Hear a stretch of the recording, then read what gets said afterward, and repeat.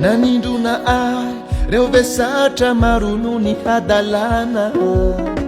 natoky ny hoavitra ka nanary tena variana loatra tsy nahatsiaro tena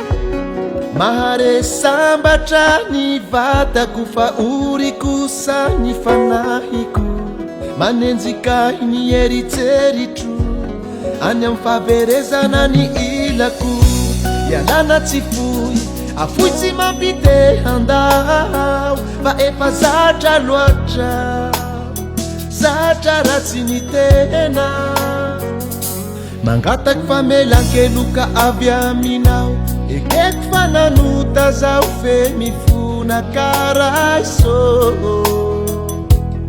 maraiso asandratro tanako iatsony anarana ko any vavako vonjeo Kristy milanao zahay Kristy asandratro tanako iatsony anarana ko any vavako vonjeo Kristy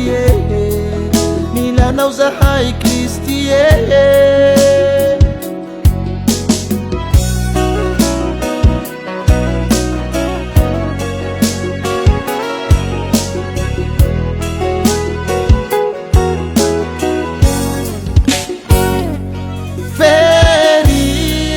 Firifiry reo ratra sy olatra zay no babeko vokatsy ny hadalako tsy jamba fa mignatsy nahita tsy hoe tsy nahare fa tsy ny haino fa nahalala fambony bile namonjy lalandiso mangataky famelan-keloka avy aminao ekeko fa nanota zao fe mifona karaiso maraiso asandratro tanako iatsony anarana ko any vavako vonjeo Kristy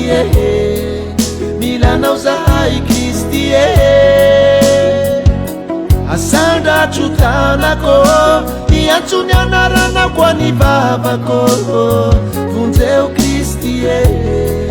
milanao zahay Kristy ampizaitsaly zay